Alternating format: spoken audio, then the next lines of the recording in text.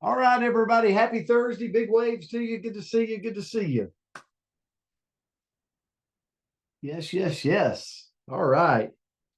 Well, I'm looking through the birthdays. If you're on Miss Barbara Wood, it's actually her birthday today. So Barbara comes on a lot. So if you got Barbara, Jordan Rogers, Nicole Vossler.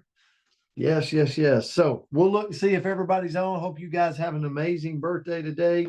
So the word for today, I believe this was brought to us by Joe. Joe, coming to us live from Canada.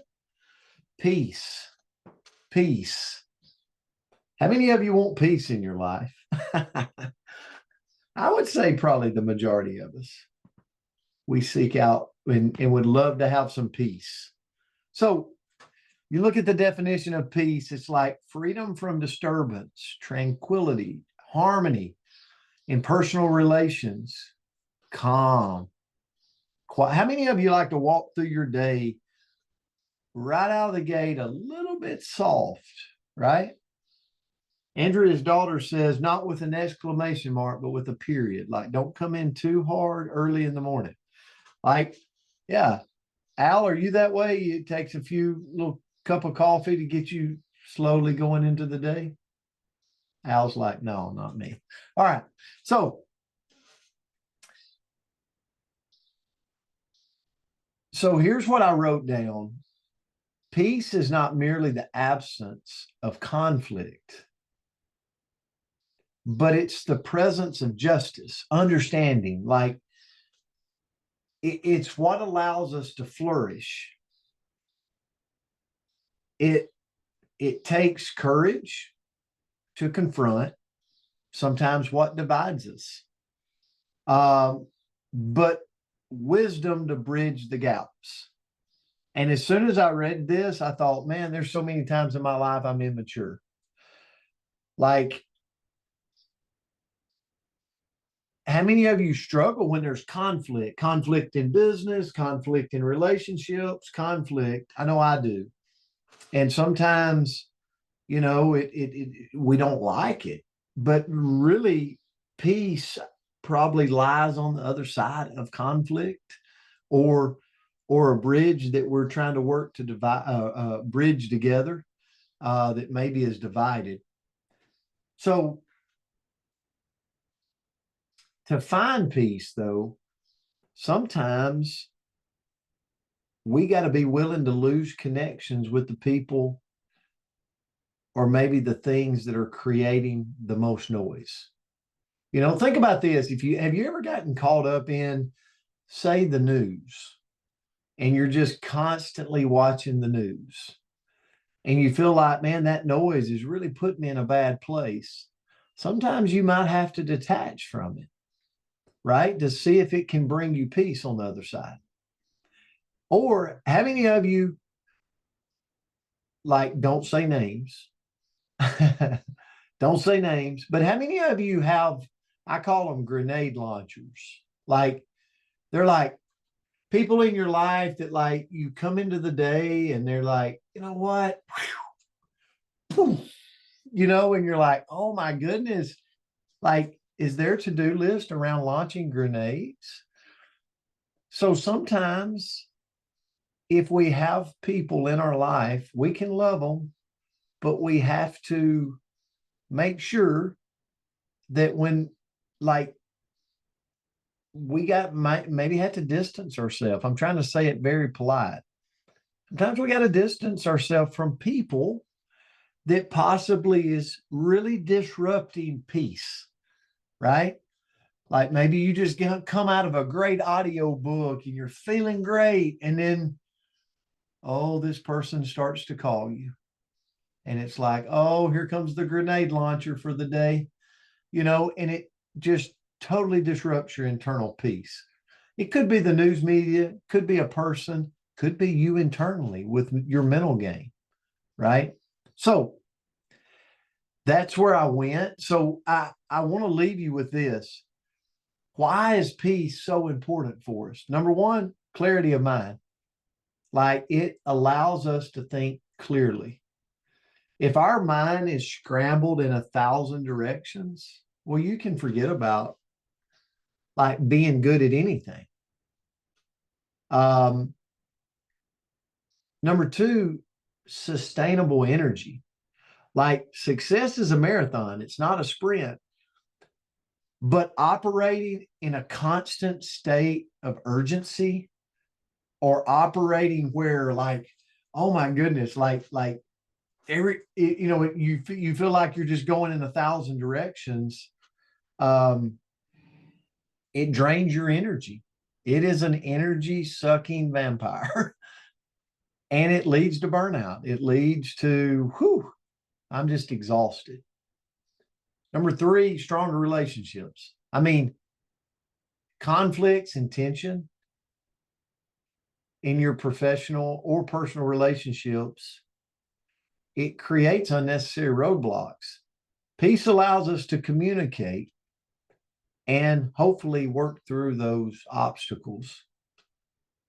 And last, I think it also, if I've got peace, John, I've got more creativity. Like when I'm in, I call it my mojo. Like when I'm feeling it and there's peace and it's like, woohoo, like you're making a to-do list, you got things on the board, like you're getting stuff done. It just feels like you're a more productive human when the quality of life is just peace. It's more peace out there. So all of those things are super important. So Andrea, I'll turn it to you. Well, great lesson this morning. And Joe, this was a powerful word for this Thursday because it really got me thinking. So thank you for that. And the quote that I found was peace is the result of retraining your mind to process life as it is rather than as you think it should be. And that's Wayne Dyer. And I think how many times do I lack peace because my expectations are not aligned with reality? And I think that can happen quite a bit. So, what I looked into today was okay, if we want more peace in our life, how do we cultivate it? And the first thing that I found was to set limits. You know, people talk about boundaries. I know I've read 1,000 books about boundaries. This is not a strength. So this is Andrea playing into her weakness. But if we truly want to have peace, we must have boundaries and they have to be a hard line. Because if we're constantly breaking our own boundaries, and which is a promise to ourselves, like we talked about yesterday, well, then we're never going to have peace, right? We will not. Next, we don't want to make mountains out of molehills. So, molehills. So, some things are a big deal, right? Some things truly are. And then most things are not. And I think teenagers have the most beautiful way of showing this to us, this on a beautiful daily moment. I am the happiest mama. My kids are perfect right now because I've only seen them for a day. But I know that in the reality of life, there's some things that I really want to react to, and there's some things that I want to make a really big deal. But with a little bit of perspective, I'm like, oh, that is not the hill to die on. That is a small thing. That is not a big thing. And sometimes it helps to have somebody in your corner that kind of whispers in your ear that this is not a big deal. So maybe find yourself an advisor on that because everything's a big deal to me. But anyway, number three, if we want to have peace, is to, oh, my notes disappeared. Where'd they go? There we go. Okay, unclutter our world. And that will help us unclutter our mind. So I can, well, I'll tell you, I'll give you a great example. So I'm currently living in my sister's home, and I did two things yesterday to make my space a little bit more peaceful, where got a little storage cart and I hung a little something on the back of the door because I'm used to having a house, not a room, right? So you tend to have a little bit of stuff when you're here. And I'll tell you, I walked into my room last night and I went, ah, it's so nice in here. It created that feeling of peace instead of the four boxes that I had lined up on the at the foot of my bed that I was climbing over every night. So if we make our space more peaceful, it allows us to feel more peaceful. Number five is to accept and let go. And a great question that we can all ask ourselves is, do I want to be happy or do I want to be right? And with that, we've got to be selective. And sometimes we want to be happy. And sometimes we want to be right, but decide if I'm going to stand on the right, as Coach likes to say, if I'm going to dig my heels in right here, is it truly something that's important to me? And with that, that leads us right into number 6, which is to fight right. So don't mistake the momentary moments of quiet for actual peace. Sometimes, in order to find peace, we have to speak up and deal with the things that are a little bit hard or uncomfortable that maybe we don't want to in order to find the peace on the other side. Number 7 is to ask instead of guess. Anyone else like to make assumptions? I know what you're thinking. I can read your mind, Nancy. Like you don't know it. I actually don't know it, but I think I can sometimes. And so I will walk through a conversation thinking I know what's going on back here in your mind. And I don't. So I have got to ask those clarifying questions so that I can understand what's actually going on instead of trying to guess and to fill in those blanks. And then lastly, if we truly want to have peace in our life, I'm going to say that we need to be good to our pennies. So, Coach, what is your saying about pennies? Don't trip on the penny, trip on the, I don't know what you say, trip on something to get to something else. Yeah, don't trip on the nickels to get to the dimes. Let's just say Ah, that. okay. Don't trip on the nickels. Okay, I had it completely wrong. But we want to be good to our pennies. So don't make poor financial decisions and then expect to have peace. So sometimes I might think that going through the drive-through every single day for that morning coffee at what, $14 it is right now for a cup of coffee, at least it feels like, that might give me peace in that moment.